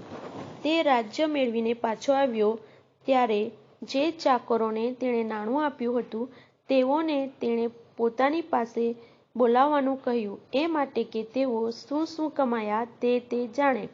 ત્યારે પહેલાએ તેની આગળ આવીને કહ્યું કે, સાહેબ, તારી એક મોહરે બીજી 10 મોહર પેદા કરી છે. તેણે તેને કહ્યું કે, શાબાશ, ભલા ચાકર, તું જૂજ વાતમાં વિશ્વાસુ માલુમ પડ્યો છે, માટે 10 શહેરોનો અધિકારી થા. બીજાએ આવીને કહ્યું કે, સાહેબ, તારી એક મોહરે બીજી 5 મોહર પેદા કરી છે. તેણે તેને પણ કહ્યું કે, તું પણ 5 શહેરોનો ઉપરી થા. બીજાએ આવીને કહ્યું કે, સાહેબ, જો તારી મોહર આ રહી. મેં રૂમાલમાં ઘાલીને તેને રાખી મૂકી હતી, કારણ કે હું તારાથી બીધો. કેમ કે તું કઠણ માણસ છે. તે જે મૂક્યું ન હોય તે તું ઉઠાવે છે અને તે જે વાવ્યું ન હોય તે તું કાપે છે. તેણે તેને કહ્યું, ઓ ભૂંડા ચાકર, તારા પોતાના મોંથી હું તારો ન્યાય કરીશ. હું કઠણ માણસ છું. મેં જે મૂક્યું ન હોય તે હું ઉઠાવું છું અને જે વાવ્યું ન હોય તે હું કાપું છું, એમ તું જાણતો હતો. માટે શાહુકારને ત્યાં મારું નાણું તે કેમ નહોતું આપ્યું કે હું આવીને વ્યાજ સુદ્ધા મારું વસૂલ કરત? પછી જેઓ પાસે ઊભા હતા તેઓને તેણે કહ્યું કે તેની પાસેથી તે મોહર લઈ લો અને જેની પાસે 10 મોહર છે તેને આપો. તેઓએ તેને કહ્યું કે, સાહેબ, તેની પાસે તો 10 મોહર છે. હું તમને કહું છું કે જે કોઈની પાસે છે તેને આપવામાં આવશે અને જેની પાસે નથી તેનું જે છે તે પણ તેની પાસેથી લઈ લેવામાં આવશે. પરંતુ આ મારા વેરી જેઓ ચાહતા નહોતા કે હું તેઓ પર રાજ કરું, તેઓને અહીં લાવો અને મારી આગળ મારી નાખો. એમ કહ્યા પછી તે યરૂશાલેમને માર્ગે તેમની આગળ ચાલતો થયો. તે બેથફગે તથા બેથાની પાસે જૈતુન નામના પહાડ આગળ આવ્યો. ત્યારે તેણે શિષ્યોમાંના 2 ને એમ કહીને મોકલ્યા કે સામેના ગામમાં જાઓ. તેમાં પેસતા જ એક ગધેડાનું વછેરું બાંધેલું તમને મળશે. તે પર કોઈ માણસ કદી બેઠું નથી. તેને છોડી લાવો. જો કોઈ તમને પૂછે કે તેને કેમ છોડો છો તો એમ કહેજો કે પ્રભુને એનો ખપ છે. જેઓને તેણે મોકલ્યા તેઓ ગયા અને જેમ તેણે તેઓને કહ્યું હતું તે જ પ્રમાણે તેઓને મળ્યું. તેઓ વછેરું છોડતા હતા ત્યારે તેના ધણીઓએ તેમને પૂછ્યું કે તમે વછેરું કેમ છોડો છો? તેઓએ જવાબ આપ્યો કે પ્રભુને તેનો ખપ છે. તેઓ તેને ઈસુની પાસે લાવ્યા અને વછેરા પર પોતાના લુગડાં નાખીને ઈસુને તેના પર બેસાડ્યો. તે જતો હતો ત્યારે તેઓએ પોતાના લુગડાં માર્ગમાં પાથર્યા. તે નજીક જૈતુન પહાડના ઢોળાવ પાસે આવી પહોંચ્યો ત્યારે જે પરાક્રમી કામો તેઓએ જોયા હતા તે સઘળાને લીધે શિષ્યોનો આખો સમુદાય હર્ષથી મોટે ઘાટે દેવની સ્તુતિ કરતા કહેવા લાગ્યો કે પ્રભુને નામે જે રાજા આવે છે તેને ધન્ય છે. આકાશમાં શાંતિ તથા પરમ ઊંચામાં મહિમા થાવો. લોકોમાંથી કેટલાયક ફરોશીઓએ તેને કહ્યું કે ઉપદેશક, તારા શિષ્યોને ધમકાવ. તેણે તેઓને ઉત્તર આપ્યો કે હું તમને કહું છું કે જો એવો છાણા રહેશે તો પથરા પોકારી ઉઠશે. તે પાસે આવ્યો ત્યારે શહેરને જોઈને તેણે તેને માટે રડીને કહ્યું કે જો તે તારી શાંતિને લગતા જે વાના છે તે આજે જાણ્યા હોત તો કેવું સારું. પણ હમણાં તેઓ તારી આંખોથી ગુપ્ત રખાયેલા છે, કેમ કે તારા ઉપર એવા દિવસો આવી પડશે કે જ્યારે તારા વેરીઓ તારી સામા પાળ બાંધશે, તને ઘેરો ઘાલીને ચારે તરફથી તને સંકળાવશે. તેઓ તને તથા તારામાં વસતા તારા છોકરાને જમીન પર પછાડી નાખશે અને તેઓ તારામાં એક પથ્થર પર બીજો પથ્થર રહેવા દેશે નહીં, કેમ કે તારી કૃપાદ્રષ્ટિનો સમય તે જાણ્યો નહીં. પછી તે મંદિરમાં ગયો અને વેચનારાઓને માહેથી કાઢી મૂકવા લાગ્યો. તેણે તેઓને કહ્યું કે એમ લખેલું છે કે મારું ઘર પ્રાર્થનાનું ઘર થશે, પણ તમે તેને લૂંટારાઓનું કોતર કર્યું છે. તે રોજ મંદિરમાં બોધ કરતો હતો, પણ મુખ્ય યાજકો તથા શાસ્ત્રીઓ તથા લોકના મુખીઓ તેને મારી નાખવાની કોશિશ કરતા હતા, પણ શું કરવું તે તેઓને સૂઝ્યું નહીં, કેમ કે બધા લોક એકાગ્રચિત્તે તેનું સાંભળતા હતા. અધ્યાય 20. તે અરસામાં એક દિવસે તે મંદિરમાં લોકોને બોધ કરતો અને સુવાર્તા પ્રગટ કરતો હતો. ત્યારે મુખ્ય યાજકો તથા શાસ્ત્રીઓ, વડીલો સુદ્ધા પાસે આવીને ઊભા રહ્યા. તેની સાથે વાત કરતા તેઓએ પૂછ્યું કે અમને કહે કે કયા અધિકારથી તું આ કામો કરે છે, અથવા આ અધિકાર તને કોણે આપ્યો છે? તેણે તેઓને ઉત્તર આપ્યો કે હું પણ તમને એક વાત પૂછું છું, તે મને કહો. યોહાનનું બાપ્તિસ્મા આકાશથી હતું કે માણસોથી? તેઓ માહોમાહે વિચાર કરવા લાગ્યા કે જો આકાશથી કહીએ તો તે કહેશે તો તમે તેનું કેમ માન્યું નહીં, પણ જો માણસોથી કહીએ તો બધા લોક આપણને પથ્થરે મારશે, કેમ કે તેઓને ખાતરી છે કે યોહાન પ્રબોધક હતો. તેઓએ ઉત્તર આપ્યો કે તે ક્યાંથી હતું તે અમે જાણતા નથી. ત્યારે ઈસુએ તેઓને કહ્યું કે હું પણ તમને કહેતો નથી કે કયા અધિકારથી હું આ કામો કરું છું. તે લોકોને એક દ્રષ્ટાંત કહેવા લાગ્યો કે એક માણસે દ્રાક્ષાવાડી રોપી ને તે ખેડૂતોને ઇજારે આપી અને લાંબી મુદત સુધી પરદેશ જઈ રહ્યો મોસમે તેણે ખેડૂતોની પાસે એક ચાકર મોકલ્યો કે તેઓ દ્રાક્ષાવાડીના ફળનો ભાગ તેને આપે. પણ ખેડૂતોએ તેને મારીને ખાલી હાથે પાછો મોકલ્યો. વળી તેણે બીજા એક ચાકરને મોકલ્યો. તેને પણ તેઓએ મારીને તથા અપમાન કરીને ખાલી હાથે પાછો મોકલ્યો. તેણે વળી ત્રીજાને મોકલ્યો. તેને પણ તેઓએ ઘાયલ કરીને બહાર કાઢ્યો. દ્રાક્ષાવાડીના ધણીએ કહ્યું કે હું શું કરું? હું મારા વહાલા દીકરાને મોકલીશ. તેને જોઈને કદાચ તેઓ તેની અદબ રાખશે. પણ ખેડૂતોએ જ્યારે તેને જોયો ત્યારે તેઓએ માહોમાહે મનસૂબો કરીને કહ્યું કે આ વારસ છે, ચાલો આપણે તેને મારી નાખીએ કે વારસો આપણને મળે. તેઓએ તેને વાડીમાંથી બહાર કાઢીને મારી નાખ્યો. માટે દ્રાક્ષાવાડીનો ધણી તેઓને શું કરશે? તે આવીને તે ખેડૂતોનો નાશ કરીને દ્રાક્ષાવાડી બીજાઓને આપશે. એ સાંભળીને તેઓએ કહ્યું કે એવું ન થાવો. પણ તેણે તેઓની તરફ જોઈને કહ્યું, તો આ જે લખેલું છે તે શું છે? એટલે જે પથ્થરનો બાંધનારાઓએ નકાર કર્યો તે જ ખૂણાનું મથાળું થયો. તે પથ્થર પર જે કોઈ પડશે તેના ટુકડે ટુકડા થઈ જશે, પણ જેના પર તે પડશે તેનો તે ભૂક્કો કરી નાખશે. શાસ્ત્રીઓએ તથા મુખ્ય યાજકોએ તે જ ઘડીએ તેના પર હાથ નાખવાની કોશિશ કરી, પણ તેઓ લોકથી બીધા, કેમ કે તેઓએ જાણ્યું કે તેણે આ દ્રષ્ટાંત અમારા પર લખ્યું છે. તેના પર નજર રાખીને તેઓએ ન્યાયી હોવાનું ડોળ રાખનારા જાસૂસોને મોકલ્યા.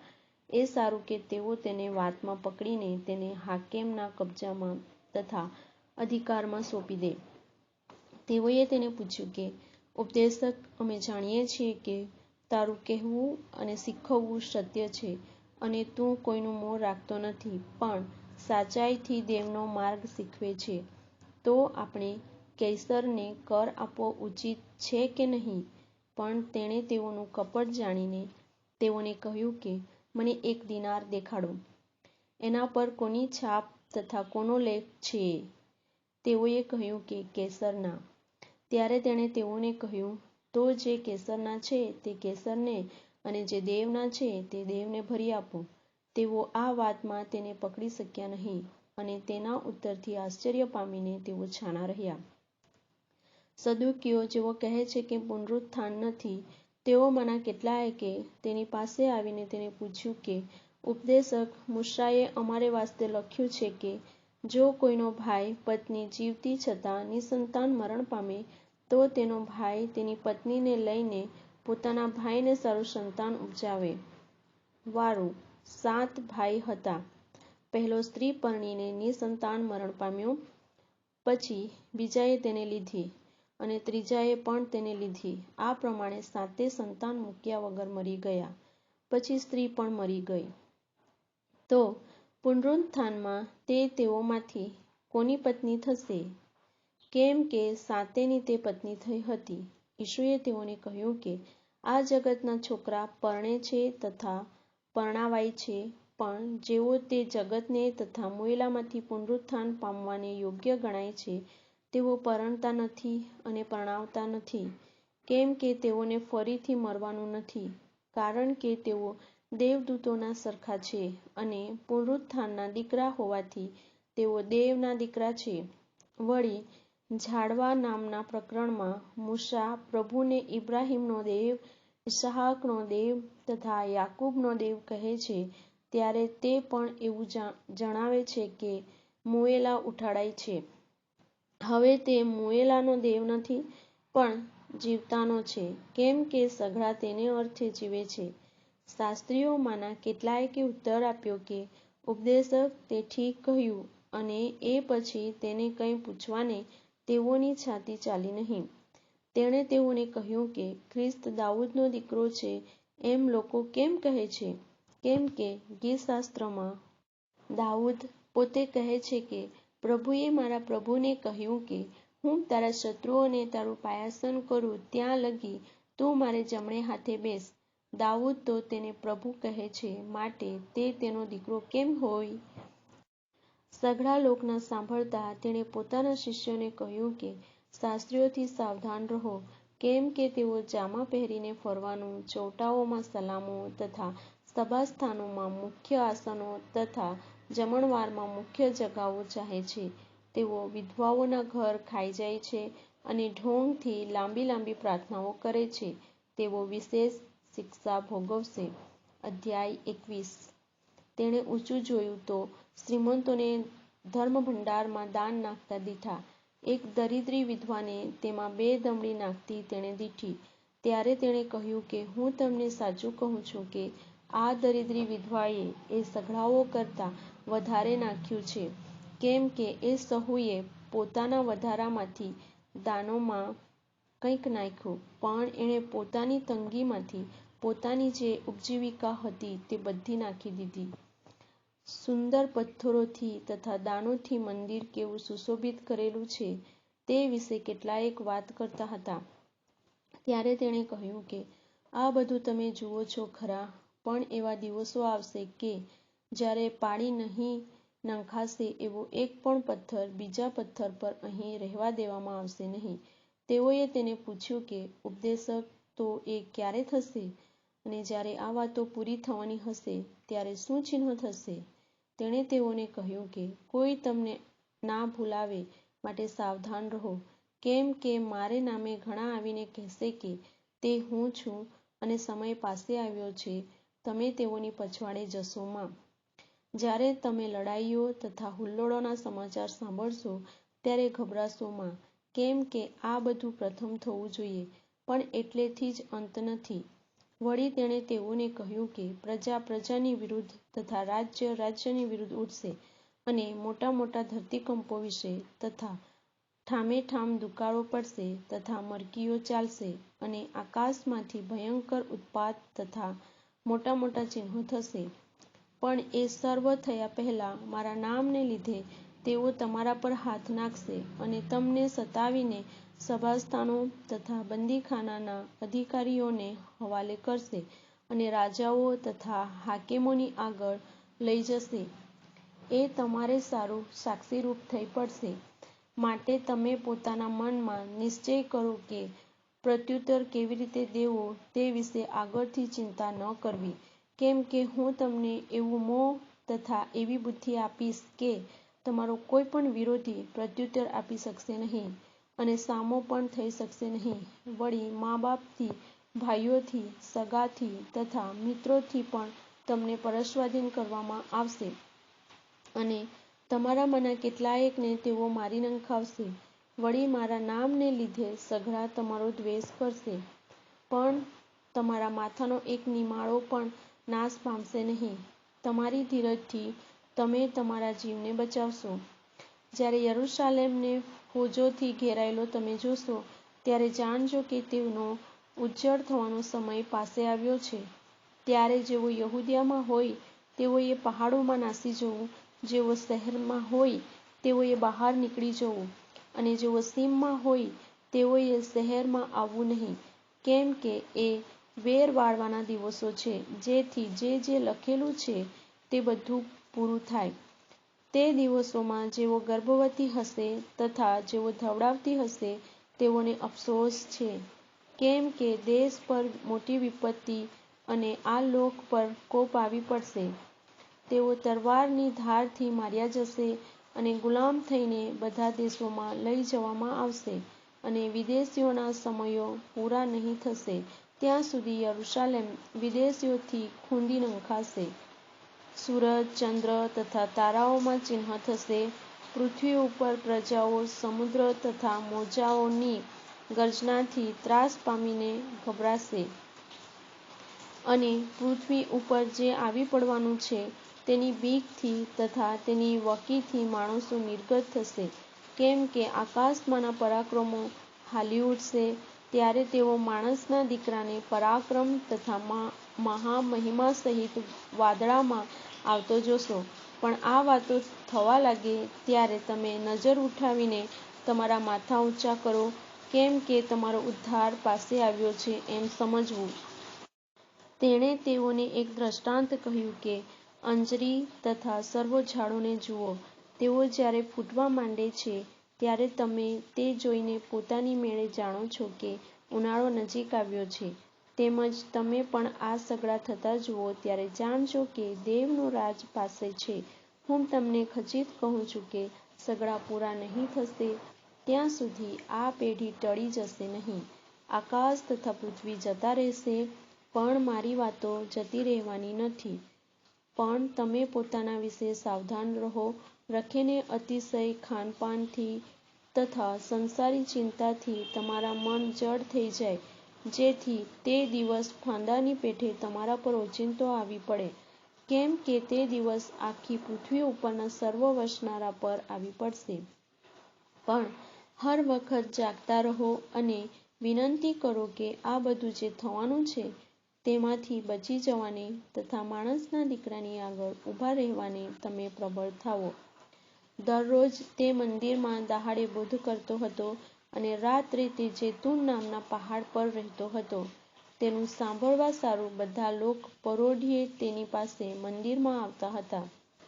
અધ્યાય 22. હવે બે ખમીર રોટલીનું પર્વ, જે પાસ્કા કહેવાય છે, તે પાસે આવ્યું. તેને સી રીતે મારી નાખવો તેની તજવીજ મુખ્ય યાજકો તથા શાસ્ત્રીઓ કરતા હતા, કેમ કે તેઓ લોભથી બીતા હતા. યહૂદા, જે ઇસ્કરિયોત કહેવાતો હતો, જે 12માંનો એક હતો, તેમાં શેતાન પેઠો. તેણે જઈને મુખ્ય યાજકો તથા સરદારોના હાથમાં તેને સી રીતે સ્વાધીન કરવો એ સંબંધી તેઓની સાથે મસલત કરી. તેથી તેઓએ ખુશ થઈને તેને પૈસા આપવાનું વચન આપ્યું. તે તેણે કબૂલ કર્યું, અને લોકો હાજર ન હોય તેવે પ્રસંગે તેને તેઓના હાથમાં સ્વાધીન કરવાનો લાગ તે તાકી રહ્યો.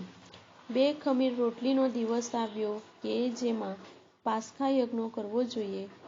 તેણે પિત્તરને તથા યોહાનને એમ કહીને મોકલ્યા કે તમે જઈને આપણે સારું પાસ્કા સિદ્ધ કરો કે આપણે તે ખાઈએ. તેઓએ તેને પૂછ્યું કે અમે ક્યાં સિદ્ધ કરીએ એ વિશે તારી શી ઈચ્છા છે?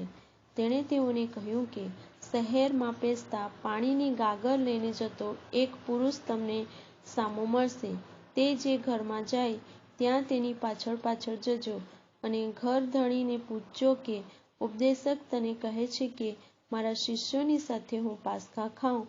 તે ઉતારાની ઓરડી ક્યાં છે? તે તમને સરસામાન સહિત એક મોટી મેડી દેખાડશે. ત્યાં તમે તૈયારી કરો. તેઓ ગયા અને જેમ તેણે તેઓને કહ્યું હતું તેમ તેઓને મળ્યું અને તેઓએ પાસ્કા તૈયાર કર્યું. વખત થયો ત્યારે તે બેઠો અને તેની સાથે 12 પ્રેરિતો પણ બેઠા.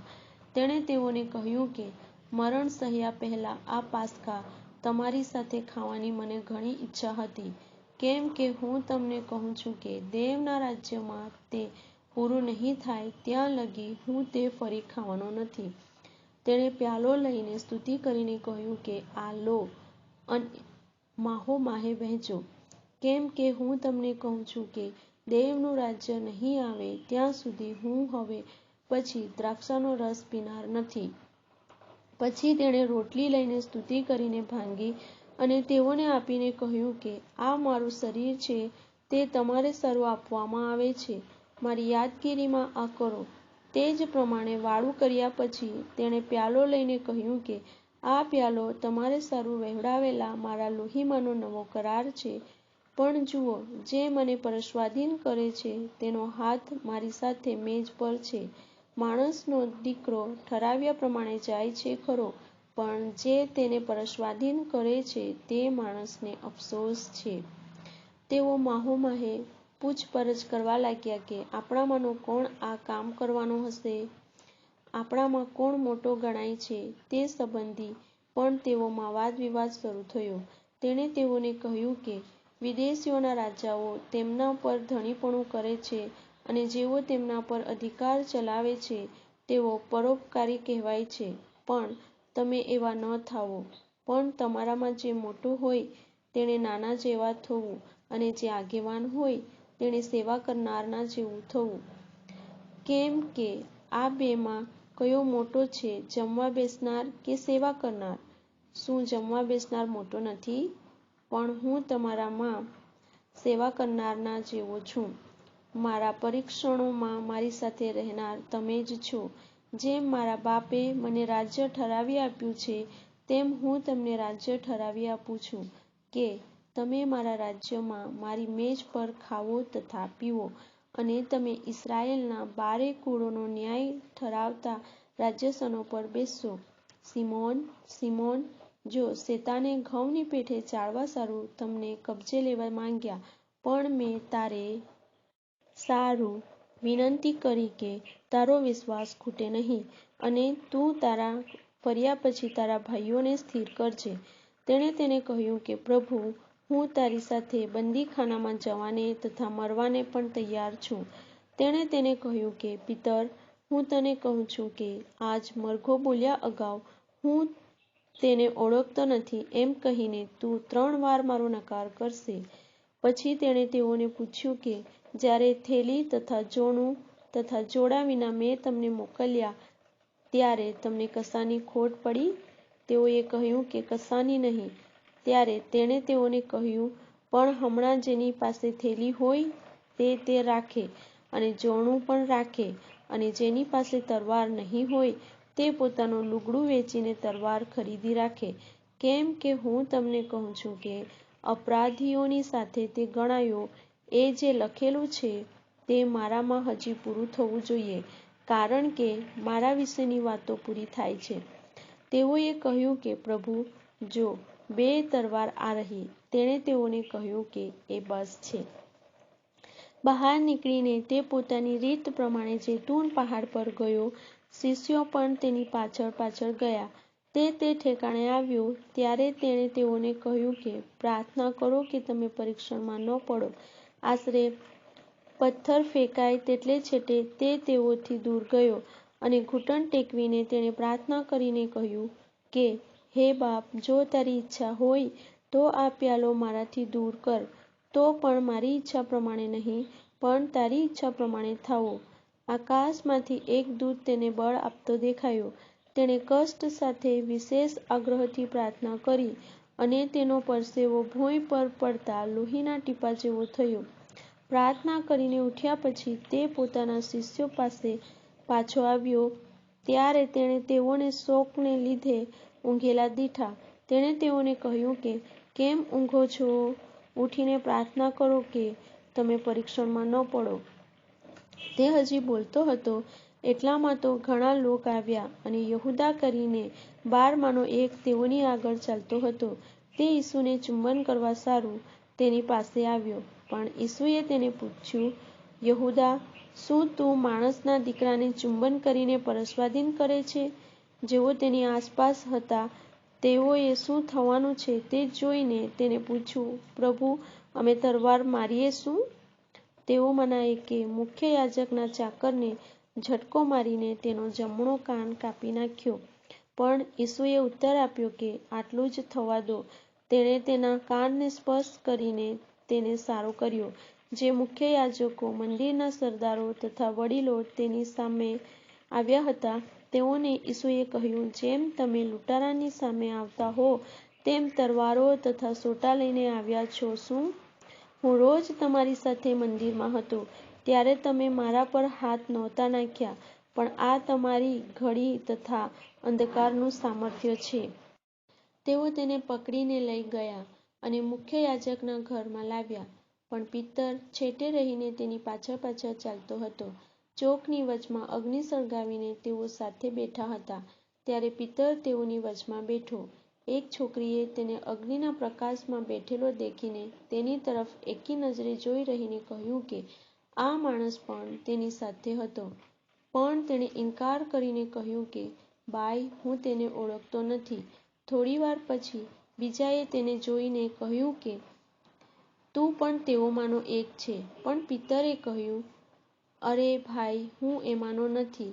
આશરે 1 કલાક પછી વળી બીજાએ ખાતરીપૂર્વક કહ્યું કે, ખરેખર આ માણસ પણ તેની સાથે હતો, કેમ કે તે ગાલિલનો છે. પણ પિતરે કહ્યું, અરે ભાઈ, તું શું કહે છે તે હું જાણતો નથી. તે બોલતો હતો કે તરત મરઘો બોલ્યો. પ્રભુએ ફરીને પિતરની સામું જોયું. તેણે તેને કહ્યું હતું કે, આજ મરઘો બોલ્યા અગાઉ તું 3 વાર મારો નકાર કરશે. એ પ્રભુનું વચન પિતરને યાદ આવ્યું. પછી તે બહાર જઈને બહુ જ રડ્યો. જે માણસોના હવાલામાં ઈસુ હતો, તેઓએ તેના ઠઠ્ઠા કરીને તેને માર માર્યો. તેઓએ તેની આંખોએ પાટો બાંધીને તેને પૂછ્યું કે, કહી બતાવ, તને કોણે માર્યો? તેઓએ તેની નિંદા કરીને તેની વિરુદ્ધ બીજું ઘણું કહ્યું. દહાડો ઉગતા જ લોકના વડીલોની સભા મુખ્ય યાજકો તથા શાસ્ત્રીઓ સાથે ભેગી થઈ. તેને પોતાની ન્યાયસભામાં લઈ જઈને તેઓએ કહ્યું કે, જો તું ખ્રિસ્ત હોય તો અમને કહે. પણ તેણે તેઓને કહ્યું કે, જો હું તમને કહું તો તમે વિશ્વાસ કરવાના નથી, અને જો હું પૂછીશ તો તમે મને ઉત્તર આપવાના નથી. પણ હવે પછી માણસનો દીકરો દેવના પરાક્રમને જમણે હાથે બિરાજશે. બધાએ કહ્યું, તો શું તું દેવનો દીકરો છે? તેણે તેઓને કહ્યું કે, તમે કહો છો કે હું તે છું. તેઓએ કહ્યું કે, હવે આપણને બીજા પુરાવાની શી અગત્ય છે? કેમ કે આપણે પોતે તેના મોંથી જ સાંભળ્યું છે. અધ્યાય 23. તે પછી તેઓનો આખો સમુદાય ઉઠીને તેને પિલાતની પાસે લઈ ગયો. તેઓ તેના પર એવું તહોમત મૂકવા લાગ્યા કે, અમને એવું માલુમ પડ્યું છે કે આ માણસ અમારા લોકને ભૂલાવે છે અને કેસરને ખંડણી આપવાની મના કરે છે, અને હું પોતે ખ્રિસ્ત રાજા છું એમ કહે છે. પિલાતે તેને પૂછ્યું, શું તું યહૂદીઓનો રાજા છે? તેણે તેને ઉત્તર આપ્યો કે, તું કહે છે. પિલાતે મુખ્ય યાજકોને તથા લોકોને કહ્યું, આ માણસમાં મને કંઈ અપરાધ જણાતો નથી. પણ તેઓએ વિશેષ આગ્રહથી કહ્યું કે, ગાલિલથી માંડીને અહીં લગી આખા યહૂદિયામાં તે બોધ કરીને લોકને ઉશ્કેરે છે. પણ પિલાતે તે સાંભળ્યું ત્યારે તેણે પૂછ્યું કે શું આ માણસ ગાલિલનો છે? તે હેરોદના તાબાનો છે એમ તેણે જાણ્યું. ત્યારે તેણે તેને હેરોદની પાસે મોકલ્યો. હેરોદ પોતે પણ તે સમયે યરૂશાલેમમાં હતો. હવે હેરોદ ઈસુને જોઈને ઘણો હર્ષ પામ્યો, કેમ કે તેના સંબંધી તેણે સાંભળ્યું હતું. તેને લીધે તે ઘણા દહાડાથી તેને જોવા ઈચ્છતો હતો અને મારા દેખતા તે કંઈ ચમત્કાર કરશે એવી આશા પણ તે રાખતો હતો. તેણે તેને ઘણી વાતો પૂછી, પણ તેણે તેને કંઈ ઉત્તર આપ્યો નહીં. મુખ્ય યાજકો તથા શાસ્ત્રીઓ તેના ઉપર જુસ્સાથી તહોમત મૂકતા ઊભા હતા. હેરોદે પોતાના સિપાઈઓ સહિત તેને તુચ્છકાર કરીને તથા ઠઠ્ઠા કરીને તથા તેને ભપકાદાર વસ્ત્રો પહેરાવીને પિલાતની પાસે પાછો મોકલ્યો. તે જ દહાડે પિલાત તથા હેરોદ એકબીજાના મિત્રો થયા. આગળ તેઓ એકબીજા પર વેર રાખતા હતા. પિલાતે મુખ્ય યાજકોને તથા અધિકારીઓને તથા લોકને એકઠા બોલાવીને કહ્યું કે આ માણસ લોકને ભૂલાવે છે એવું કહીને તમે તેને મારી પાસે લાવ્યા છો. પણ મેં તમારી આગળ તેની તપાસ કર્યા છતાં જે વાતોનું તમે તેના પર તહોમત મૂકો છો તે સંબંધી કંઈ પણ અપરાધ આ માણસમાં મને જણાયો નથી, તેમજ હેરોદને પણ જણાયો નથી, કેમ કે તેણે તેને અમારી પાસે પાછો મોકલ્યો. મરણદંડને યોગ્ય તેણે કંઈ કર્યું નથી, માટે હું તેને કંઈક શિક્ષા કરીને છોડી દઈશ. હવે તે પર્વ પર તેઓને સારું કોઈ એકને છોડી દેવો પડતો હતો, પણ તેઓએ સામટો મોટો ઘાટો પાડીને કહ્યું કે એને લઈ જા અને બરબ્બાસને અમારે વાસ્તે છોડી દે. એને તું શહેરમાં કંઈ દંગો તથા હત્યા કર્યાને લીધે બંદીખાનામાં નાખવામાં આવ્યો હતો. ત્યારે ઈસુને છોડવાની ઈચ્છા રાખીને પિલાત ફરીથી તેઓની સાથે બોલ્યો. પણ તેઓએ સામટો મોટો ઘાટો પાડીને કહ્યું કે એને લઈ જા અને બરબ્બાસને અમારે વાસ્તે છોડી દે. એને તો શહેરમાં કંઈ દંગો તથા હત્યા કર્યાને લીધે બંદીખાનામાં નાખવામાં આવ્યો હતો. ત્યારે ઈસુને છોડવાની ઈચ્છા રાખીને પિલાત ફરીથી તેઓની સાથે બોલ્યો. પણ તેઓએ પોકારીને કહ્યું કે એને વધસ્તંભે જડાવ, વધસ્તંભે જડાવ. તેણે ત્રીજી વાર તેઓને પૂછ્યું કે શા વાસ્તે? તેણે શું ભૂંડું કર્યું છે? તેનામાં મરણદંડ યોગ્ય મને કંઈ પણ જણાયું નથી, માટે હું તેને કંઈક શિક્ષા કરીને છોડી દઈશ. પણ તેઓએ મોટે ઘાટે બોલીને દુરાગ્રહથી માંગણી કરી કે એને વધસ્તંભે જડાવ. તેઓના ઘાટા આખરે ફાવ્યા. તેઓના માંગ્યા પ્રમાણે કરવાનો પિલાતે હુકમ કર્યો. દંગો તથા ખૂન કર્યાને લીધે જે માણસને બંદીખાનામાં નાખવામાં આવ્યો હતો અને જેની તેઓએ માંગણી કરી હતી તેને તેણે છોડી દીધો, પણ ઈસુને તેણે તેઓની ઈચ્છાને સ્વાધીન કર્યો. તેઓ તેને લઈ જતા હતા ત્યારે સિમોન કરીને કુરેનીનો એક માણસ સીમમાંથી આવતો હતો. તેને પકડીને તેઓએ તેની ખાંદે વધસ્તંભ ચડાવ્યો કે તે ઊંચકીને ઈસુની પાછળ ચાલે. લોકો તેમજ રડનારી તથા વિલાપ કરનારી સ્ત્રીઓ, સંખ્યાબંધ માણસો તેની પાછળ ચાલતા હતા. પણ ઈસુએ તેઓની તરફ પાછા ફરીને કહ્યું કે યરૂશાલેમની દીકરીઓ, મારે માટે રડોમાં, પણ પોતાને માટે તથા પોતાના છોકરાને માટે રડો. કેમ કે એવા દિવસ આવે છે કે જેમાં તેઓ કહેશે કે જેઓ વાંઝણી છે તથા જેઓના પેટે કદી સંતાન થયું નથી અને જેઓએ કદી ધવડાવ્યું નથી તેઓને ધન્ય છે. ત્યારે તેઓ પહાડોને કહેવા માંડશે કે અમારા પર પડો અને ટેકરાઓને કહેશે કે અમને ઢાંકી નાખો. કેમ કે જો તેઓ લીલા ઝાડને આમ કરે છે તો સૂકાને શું નહીં કરશે? વળી બીજા 2 માણસ ગુનેગાર હતા, તેઓને મારી નાખવા સારું તેઓ તેની સાથે લઈ જતા હતા. ખોપરી નામની જગાએ તેઓ આવ્યા ત્યારે તેઓએ ત્યાં તેને તથા ગુનેગારોમાંના એકને જમણી તરફ અને બીજાને ડાબી તરફ વધસ્તંભે જડ્યા. ઈસુએ કહ્યું, હે બાપ, તેઓને માફ કર, કેમ કે તેઓ જે કરે છે તે તેઓ જાણતા નથી. ચિઠ્ઠીઓ નાખીને તેઓએ તેના લુગડા માહોમાહે વહેંચી લીધા. લોક જોતા ઊભા હતા. અધિકારીઓ પણ તેનો તુચ્છકાર કરીને કહેતા હતા કે તેણે બીજાઓને બચાવ્યા. જો એ દેવનો ખ્રિસ્ત એટલે તેનો પસંદ કરેલો હોય તો તે પોતાને બચાવે. સિપાહીઓએ પણ તેના ઠઠ્ઠા કર્યા અને પાસે આવીને તેને સરકો આપવા લાગ્યા અને કહ્યું કે, જો તું યહૂદીઓનો રાજા છે તો તું પોતાને બચાવ. તેના ઉપર એવો લેખ પણ લખેલો હતો કે, આ યહૂદીઓનો રાજા છે. તેની સાથે ટાંગેલા ગુનેગારોમાંના એકે તેની નિંદા કરીને કહ્યું, શું તું ખ્રિસ્ત નથી? તું પોતાને તથા અમને બચાવ. પરંતુ બીજાએ ઉત્તર આપતા તેને ધમકાવીને કહ્યું કે, તું તે જ શિક્ષા ભોગવે છે. તે છતાં શું તું દેવથી પણ બીતો નથી? આપણે તો વાજબી રીતે ભોગવીએ છીએ, કેમ કે આપણે આપણા કામનું યોગ્ય ફળ પામીએ છીએ. પણ એણે કંઈ પણ ખોટું કર્યું નથી. તેણે કહ્યું કે, હે ઈસુ, તું તારા રાજ્યમાં આવે ત્યારે મને સંભાળજે. તેણે તેને કહ્યું કે, હું તને ખચિત કહું છું કે આજ તું મારી સાથે પારાદેશમાં હોઈશ. હમણાં લગભગ બપોર થયા હતા અને ત્યારથી ત્રીજા પહોર લગી સૂરજનું તેજ ઘેરાઈ જવાથી આખા દેશમાં અંધકાર વ્યાપી રહ્યો. વળી મંદિરનો પડદો વચમાંથી ફાટી ગયો. ઈસુએ મોટી બૂમ પાડીને કહ્યું કે, ઓ બાપ, હું મારો આત્મા તારા હાથમાં સોંપું છું. એમ કહીને તેણે પ્રાણ છોડ્યો.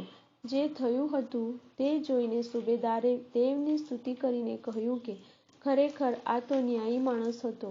જે લોક એ જોવા સારું એકઠા થયા હતા તેઓ સર્વ જે થયું હતું તે જોઈને પોતાની છાતી કૂટતા પાછા ગયા. તેના સઘળા ઓળખીતાઓ તથા જે સ્ત્રીઓ ગાલિલમાંથી તેની પાછળ પાછળ આવી હતી તેઓ દૂર ઊભા રહીને આ જોતા હતા. હવે યોસેફ નામે ન્યાયસભાનો એક સભાસદ હતો. તે સારો તથા ન્યાયી માણસ હતો. તે યહૂદીઓના એક શહેર અરિમથાઈનો હતો. તેણે તેઓના મનસૂબા તથા કામમાં પોતાની સંમતિ આપી નહોતી. તે પણ દેવના રાજ્યની રાહ જોતો હતો. તેણે પિલાતની પાસે જઈને ઈસુનું શબ માંગ્યું. તેણે તેને ઉતારીને શણને લુગડે વીંટાળ્યું અને ખડકમાં ખોદેલી કબરમાં તેને મૂક્યું કે જ્યાં કદી કોઈને અગાઉ મૂકવામાં આવ્યો ન હતો. તે દિવસ શુદ્ધિકરણનો હતો અને વિશ્રામવાર પણ નજીક આવ્યો હતો. જે સ્ત્રીઓ તેની સાથે ગાલિલમાંથી આવી હતી તેઓએ પણ પાછળ પાછળ જઈને કબર જોઈ અને તેનું શબ સી રીતે મૂક્યું હતું તે પણ જોયું. તેઓએ પાછી આવીને સુગંધી તથા અત્તર સિદ્ધ કર્યા. આજ્ઞા પ્રમાણે વિશ્રામવારે તેઓએ વિશ્રામ લીધો. અધ્યાય 24. અઠવાડિયાને પહેલે દહાડે પ્રભાતે જે સુગંધિત દ્રવ્યો તેઓએ સિદ્ધ કર્યા હતા તે લઈને તેઓ કબરે આવી. તેઓએ કબર પરથી પથ્થર ગબડાવી દીધેલો દીઠો તેઓ માહે પેઠી, પણ પ્રભુ ઈસુનું શબ તેઓએ દીઠું નહીં. એ સંબંધી તેઓ ગૂંચવણમાં પડી હતી. ત્યારે ચળકતા લુગડાં પહેરેલા બે પુરુષો તેઓની પાસે ઊભા રહ્યા. તેઓએ બીહીને જમીન સુધી પોતાના માથા નમાવ્યા. ત્યારે તેઓએ તેઓને કહ્યું કે, મોયેલાઓમાં તમે જીવતાને કેમ શોધો છો? તે અહીં નથી, પણ ઉઠ્યો છે. તે ગાલિલમાં હતો. ત્યારે તેણે તમને કહ્યું હતું કે, પાપી માણસોના હાથમાં માણસનો દીકરો પરસવાદીન કરાય તથા વધસ્તંભે જડાય તથા ત્રીજે દિવસે પાછો ઉઠે એ અવશ્યનું છે. તે યાદ રાખો. તેણે કહેલી વાત તેઓને યાદ આવી અને કબર આગળથી પાછી આવીને તેઓએ 11 શિષ્યોને તથા બીજા સર્વને એ બધી વાતો કહી સંભળાવી. હવે જેઓએ આ વાતો પ્રેરિતોને કહી તે મગદલની મરિયમ, યોહન્ના, યાકૂબની મા મરિયમ તથા તેમની સાથેની બીજી બાઈઓ હતી. એ વાતો તેઓને પોકળ લાગી અને તેઓએ તેઓનું માન્યું નહીં. પણ પીતર ઉઠીને કબરે દોડી ગયો અને નીચા વળીને માહે જોયું તો તેણે લુગડાં એકલા પડેલા દીઠા અને જે થયું હતું તે સંબંધી પોતાના મનમાં આશ્ચર્ય પામતો તે પોતાને ઘેર ગયો.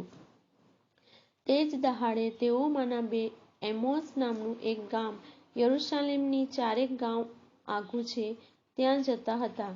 આ બધી બનેલી બીનાઓ વિશે તેઓ એકબીજાની સાથે વાત કરતા હતા. તેઓ એકબીજાની સાથે વાત કરતા તથા માહોમાહે સવાલ પૂછતા હતા. એટલામાં ઈસુ પોતે તેઓની પાસે આવીને તેઓની સાથે બોલ્યો. પણ તેઓની આંખો બંધાઈ ગયેલી હોવાથી તેઓ તેને ઓળખી શક્યા નહીં. તેણે તેઓને પૂછ્યું કે તમે ચાલતા ચાલતા એકબીજાની સાથે શી વાત કરો છો? તેઓ ઉદાસ થઈને ઊભા રહ્યા. ક્લિયોપાસ નામે એકે ઉત્તર આપ્યો કે, શું યરૂશાલેમમાં રહેનારાઓમાંનો એકલો તું જ આ દિવસોમાં બનેલી બીનાઓ નથી જાણતો? તેણે તેઓને પૂછ્યું કે, કઈ બીનાઓ? તેઓએ તેને કહ્યું કે, ઈસુ નાઝારી, જે દેવની આગળ તથા સઘળા લોકની આગળ કામમાં તથા વચનમાં પરાક્રમી પ્રબોધક હતો. વળી કેવી રીતે મુખ્ય યાજકોએ તથા અમારા અધિકારીઓએ તેને મરણદંડ ભોગવવા સારું પરસ્વાધીન કર્યો અને તેને વધસ્તંભે ચડાવ્યો તે સંબંધી સર્વ બીનાઓ પણ અમે આશા રાખતા હતા કે જે ઇસ્રાએલને ઉદ્ધાર આપવાનો હતો તે એ જ છે. વળી એ સર્વ ઉપરાંત આ બનાવ બન્યાને આજ ત્રીજો દહાડો થયો. વળી અમારામાંની કેટલીય સ્ત્રીઓ કબર આગળ વહેલી ગઈ હતી. તેઓએ અમને આશ્ચર્ય પમાડ્યું, એટલે તેઓએ તેનું શબ દીઠું નહીં. ત્યારે તેઓએ આવીને કહ્યું કે અમને દૂતોનું દર્શન પણ થયું હતું કે જેઓએ કહ્યું કે તે જીવતો છે. અમારી સાથેના કેટલાય કબર આગળ ગયા ત્યારે જેમ સ્ત્રીઓએ કહ્યું હતું તેમ જ તેઓને માલુમ પડ્યું, પણ તેને તેઓએ દીઠો નહીં. તેણે તેઓને કહ્યું કે, ઓ અણસમજુઓ તથા પ્રબોધકોએ જે કહ્યું છે તે સર્વ પર વિશ્વાસ કરવામાં મંદબુદ્ધિનાઓ, શું ખ્રિસ્તે એ બધું સહેવું અને પોતાના મહિમામાં પેશવું જોઈતું નહોતું? પછી મૂસાથી તથા સઘળા પ્રબોધકોથી માંડીને તેણે બધા ધર્મલેખોમાંથી પોતાના સંબંધની વાતોનો ખુલાસો કરી બતાવ્યો. જે ગામ તેઓ જતા હતા તેની નજીક તેઓ પહોંચ્યા ત્યારે તેણે જાણે કે આગળ જવાનું કર્યું. તેઓએ તેને આગ્રહ કર્યો કે અમારી સાથે રહે, કેમ કે સાંજ થવા આવી છે અને દહાડો નમી ગયો છે. તેઓની સાથે રહેવા સારું તે માહે ગયો. તે તેઓની સાથે જમવા બેઠો ત્યારે તેણે રોટલી લઈને સ્તુતિ કરીને ભાંગી અને તેઓને આપી. ત્યારે તેઓની આંખો ઉઘડી અને તેઓએ તેને ઓળખ્યો, પણ તે તેઓની દૃષ્ટિમાંથી અદૃશ્ય થઈ ગયો. તેઓએ એકબીજાને કહ્યું કે જ્યારે તે માર્ગે આપણી સાથે વાત કરતો હતો અને ધર્મલેખોનો ખુલાસો આપણને કરી બતાવતો હતો ત્યારે આપણા મન આપણામાં ઉલ્લાસી નહોતા થતા શું? તે જ ઘડીએ તેઓ ઉઠીને યરૂશાલેમ ભણી પાછા વળ્યા અને 11 શિષ્યોને તથા તેઓની સાથેના માણસોને ત્યાં એકઠા થયેલા દીઠા કે જેઓ કહેતા હતા કે પ્રભુ ખરેખર ઉઠ્યો છે અને સિમોનને દર્શન આપ્યું છે. ત્યારે પેલાઓએ માર્ગમાં બનેલી બીના તથા રોટલી ભાંગતા તે તેમનાથી કેવી રીતે ઓળખાયો હતો તે કહી બતાવ્યું. એ વાતો તેઓ કહેતા હતા એટલામાં ઈસુ પોતે તેઓની વચમાં ઊભો રહીને તેઓને કહે છે કે તમને શાંતિ થાઓ. પણ તેઓએ ગભરાઈને તથા ભયભીત થઈને એમ ધાર્યું કે અમારા જોવામાં કોઈ આત્મા આવે છે. તેણે તેઓને પૂછ્યું કે તમે કેમ ગભરાઓ છો અને તમારા મનમાં તર્ક વિતર્ક કેમ થાય છે? મારા હાથ તથા પગ જુઓ કે એ હું પોતે છું. મને હાથ અડકાડીને જુઓ, કેમ કે જેમ તમે જુઓ છો કે મને માંસ તથા હાડકાં છે તેમ આત્માને હોતા નથી. એ કહ્યા પછી તેણે પોતાના હાથ તથા પોતાના પગ તેઓને દેખાડ્યા. તેઓ હર્ષને લીધે હજી વિશ્વાસ કરતા નહોતા અને આશ્ચર્ય પામતા હતા. ત્યારે તેણે તેઓને પૂછ્યું કે તમારી પાસે અહીં કંઈ ખાવાનું છે? તેઓએ તેને શેકેલી માછલીનો એક કકડો આપ્યો. તે લઈને તેણે તેઓની આગળ ખાધો. તેણે તેઓને કહ્યું કે હું તમારી સાથે હતો ત્યારે મેં એ વાતો તમને કહી હતી કે મૂસાના નિયમશાસ્ત્રમાં તથા પ્રબોધકોના પુસ્તકોમાં તથા ગીતશાસ્ત્રમાં મારા સંબંધી જે લખેલું છે તે બધું પૂરું થવું જોઈએ. ત્યારે ધર્મલેખો સમજવા સારું તેણે તેઓના મન ખોલ્યા. તેણે તેઓને કહ્યું કે એમ લખેલું છે કે ખ્રિસ્તે દુઃખ સહન કરવું અને ત્રીજે દહાડે મોયેલાઓમાંથી પાછા ઉઠવું જોઈએ અને યરૂશાલેમથી માંડીને સઘળી પ્રજાઓને તેના નામમાં પસ્તાવો તથા પાપ નિવારણ પ્રગટ કરાવવા જોઈએ. એ વાતના સાક્ષીઓ તમે છો. હું મારા બાપનું વચન તમારા પર મોકલું છું, પણ તમે ઉપરથી પરાક્રમે વેષ્ટિત થાઓ ત્યાં સુધી શહેરમાં રહેજો. બેથનિયાની સામે તેઓને બહાર લઈ જઈને તેણે પોતાના હાથ પ્રસારીને તેઓને આશીર્વાદ દીધો. તે તેઓને આશીર્વાદ દેતો હતો એટલામાં તે તેઓથી છૂટો પડ્યો અને આકાશમાં લઈ જવામાં આવ્યો. તેનું ભજન કરીને તેઓ બહુ આનંદ કરતા યરૂશલેમમાં પાછા વળ્યા અને તેઓ નિત્ય મંદિરમાં દેવની સ્તુતિ કરતા હતા.